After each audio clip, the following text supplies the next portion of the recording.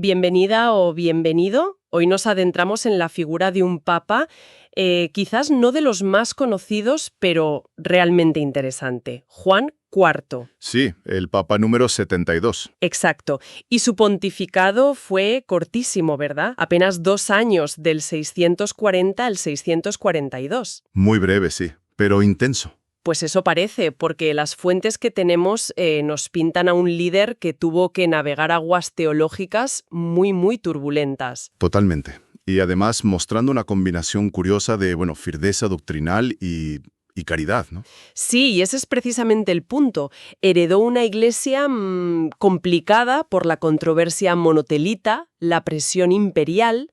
Sí. El Imperio Bizantino presionando bastante. Vamos a intentar entender cómo este papa, que venía de Dalmacia, de la actual Croacia. Hijo de un noble, Venancio, dicen las crónicas. Eso es. Cómo se convirtió en un símbolo de esa idea de la verdad que sana. O sea, como intentó restaurar la ortodoxia, pero sin dejar de lado la compasión. Esa es la misión, sí. Desentrañar cómo manejo esos desafíos tan grandes, porque tenía delante debate sobre Cristo o crisis humanitarias.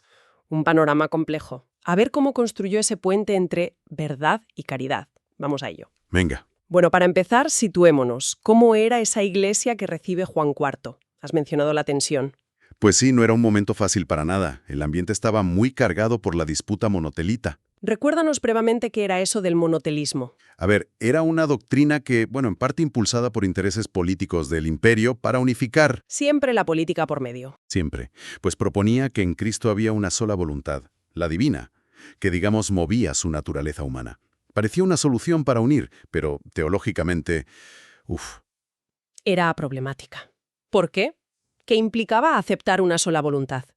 Pues comprometía la comprensión completa de su humanidad tal como se definió en Calcedonia, ¿sabes? Casi 2 siglos antes. Claro. Si Cristo no tiene una voluntad humana real, libre, entonces su obediencia al Padre, ese momento clave en Getsemaní.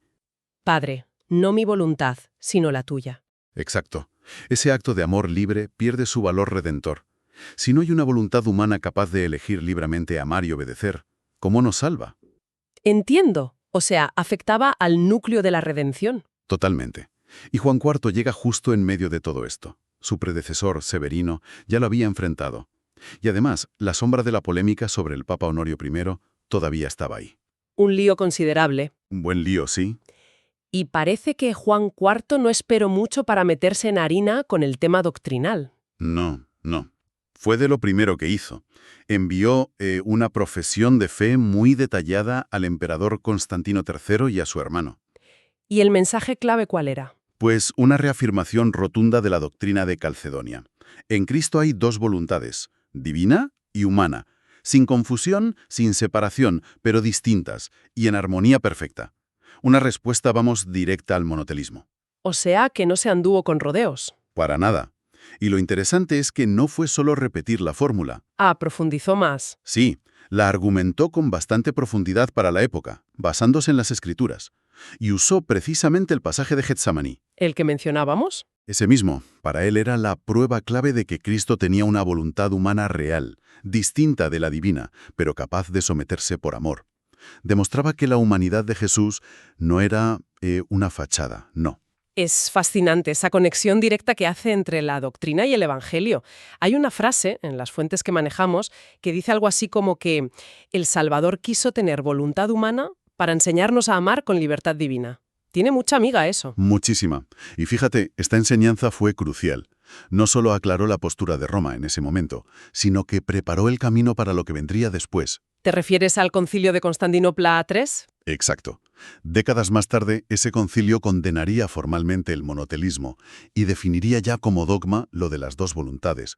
Juan IV no estaba defendiendo una idea abstracta, ¿eh? No, claro. Estaba protegiendo el corazón de la fe. Esa posibilidad de relación de amor libre entre Dios y nosotros, basada en la libertad que Cristo mismo vivió.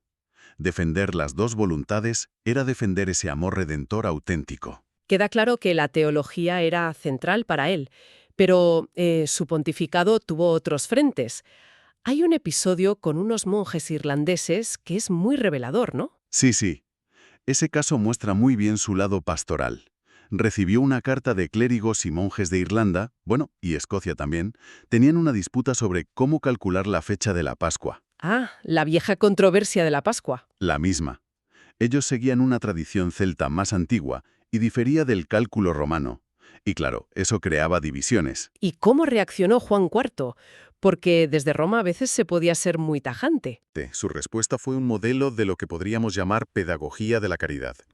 Les escribió, bueno, aunque murió antes de que la carta se enviara formalmente, la envió su sucesor, pero recogiendo su pensamiento. ¿Entiendo? Les explicó con mucha paciencia, con humildad, con argumentos claros por qué era importante la unidad litúrgica con Roma en algo tan central. Pero el tono era paternal, comprensivo, sin condenas duras. Qué curioso. Hay una idea que se le atribuye, ¿no? Que la verdad no se impone, se propone con amor. Refleja bien ese espíritu. Totalmente. Buscaba la unidad a través de la comprensión, no de la fuerza. Es ver la corrección fraterna como un acto de amor que ilumina, que no busca herir. Como diría San Francisco de Sales siglos después, lo de la gota de miel y el barril de vinagre. Exactamente eso. Muestra que la autoridad papal también puede ser un instrumento para sanar divisiones con ternura, ¿no? Buscando la comunión real. Y esa caridad, esa ternura, no se quedó solo en las cartas. Hubo un drama muy gordo durante su papado que le afectó personalmente. Sí. La invasión de su tierra, Dalmacia y la zona de Liburnia, por pueblos eslavos. Las crónicas son duras. Hablan de destrucción, saqueos, iglesias quemadas. Y lo peor, los cautivos, ¿no? Sí, muchísimos cristianos capturados, llevados como esclavos. Algo terrible. ¿Y qué hizo Juan IV desde Roma? Pues reaccionó de inmediato, y de forma muy práctica. Envió a un abad de su confianza, un tal Martín, con una suma importante de dinero de la iglesia. ¿Para qué? La misión era clara: pagar los rescates de todos los cristianos de Dalmacia e Istria que encontrara cautivos, liberarlos. Vaya gesto. Y no solo eso, se preocupó también por las reliquias de los mártires locales, porque habían profanado sus tumbas. Las hizo recoger y traer a Roma, a un lugar seguro. Construyó una capilla especial para ellas cerca de San Juan de Letrán. Es muy potente esa acción. Hay una idea que se repite en las fuentes sobre él en este caso, que el oro de la iglesia no es para adornar muros, sino para redimir vidas. Exacto. Ahí se ve al pastor preocupado por el sufrimiento real, concreto, Y conecta con su teología, ¿no? totalmente. Es la coherencia. Si defiendes la plena humanidad de Cristo, con dos voluntades, valoras y cuidas la humanidad concreta que sufre. Es la unión entre la ortodoxia, la creencia recta, y la ortopraxis, la acción recta. No era solo filantropía. No. Era teología hecha carne, por así decirlo. Una especie de liturgia de la compasión. La fe traducida en obras de misericordia tangibles. Además de esta crisis humanitaria, también intentó reconstruir puentes con Oriente, ¿verdad? Las cosas con Constantinopla seguían tensas por el monotelismo. Sí, buscó activamente esa reconciliación doctrinal. Envió legados, mantuvo correspondencia, y es interesante el enfoque que parece que tuvo. ¿En qué sentido? Intentaba distinguir entre el error, la doctrina equivocada, y las personas que la sostenían. Invitaba a reflexionar, al arrepentimiento, pero buscando la reconciliación desde el respeto. Veía al papado como un servicio a la unidad en la verdad, no como un poder para imponerse. Suena muy evangélico. Una fuente lo resume diciendo que para él la unidad no nace del silencio ante el error, sino del perdón que llama a la verdad. Es un equilibrio difícil. Muy difícil, y en cierto modo se adelanta a enfoques sobre el diálogo que se desarrollarían mucho después. Entendía la autoridad como servicio para sanar. Hay otra frase que se le atribuye: el error se corrige con la palabra, el corazón se reconcilia con el abrazo. Mucha sensibilidad pastoral. Así que si tuviéramos que sintetizar el legado de Juan IV, sería esa combinación de firmeza doctrinal y misericordia pastoral. Los textos apuntan mucho ahí. Esa idea de que la verdad sin amor hiere y el amor sin verdad engaña. Yo creo que sí, esa es la clave. Representa un modelo de cristianismo muy integral. Huye de los extremos.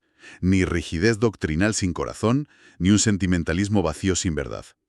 Para él, defender la ortodoxia, como hizo con las dos voluntades, era un acto de caridad. Caridad intelectual y espiritual. Eso es, porque protegía una visión auténtica de Dios y de la dignidad humana, de nuestra capacidad de amar libremente a Dios. Entendía que la verdad cristiana no es una jaula, sino la llave para el amor libre. Las crónicas posteriores hablan de él como un bálsamo después de la tormenta teológica anterior, o una luz suave que trajo paz, aunque murió pronto, en diciembre del 642. Sí, murió pronto y fue enterrado en San Pedro. Pero su pontificado, aunque breve, dejó esa huella, una lección sobre el equilibrio cristiano que sigue siendo válida. Y resuena con cosas posteriores, ¿no? Sí, fíjate, esa conexión entre verdad y libertad humana es un tema central en Veritatis Splendor de Juan Pablo II, por ejemplo. Y esa visión de una iglesia que enseña amando y ama enseñando, pues conecta mucho con el énfasis en la misericordia del Papa Francisco. Juan IV demostró en la práctica que fidelidad doctrinal y caridad pastoral deben ir juntas. Así que, al final, Juan IV emerge de estos documentos no solo como el teólogo firme en un momento crítico, sino como un pastor que vivió la misericordia de forma muy, muy concreta y que buscó la reconciliación. Sí, consiguió unir la firmeza que asociamos a Pedro con la ternura de Cristo de alguna manera. Demostró que ortodoxia y caridad no son opuestos. No, son dos caras de la misma moneda evangélica. Hay una reflexión bonita en el material que dice algo como: la mente que busca la verdad y el corazón que ama al prójimo son dos lámparas del mismo fuego. Su ejemplo sugiere que la verdadera fidelidad a la doctrina no endurece el corazón. Sino que lo ensancha. Exacto. Lo hace más capaz de acoger, de comprender al otro, incluso en el desacuerdo. Y eso, claro, nos deja pensando. ¿Quién nos dice hoy esta figura del siglo VII? ¿Cómo podemos nosotros afrontar nuestras divisiones, nuestros desacuerdos profundos, ya sean ideológicos, religiosos, personales? Pues quizá el legado de Juan IV nos interpela, ¿no? Nos desafía a superar esa falsa dicotomía que a veces montamos entre mantener nuestras convicciones firmes y tratar a los que piensan distinto con compasión real, con un deseo sincero de entendimiento, de buscar puentes, de reconciliar. La gran pregunta, ¿no? ¿Es posible defender la verdad de un modo que sane en lugar de herir? Exacto. Una pregunta que, bueno, da para seguir reflexionando mucho.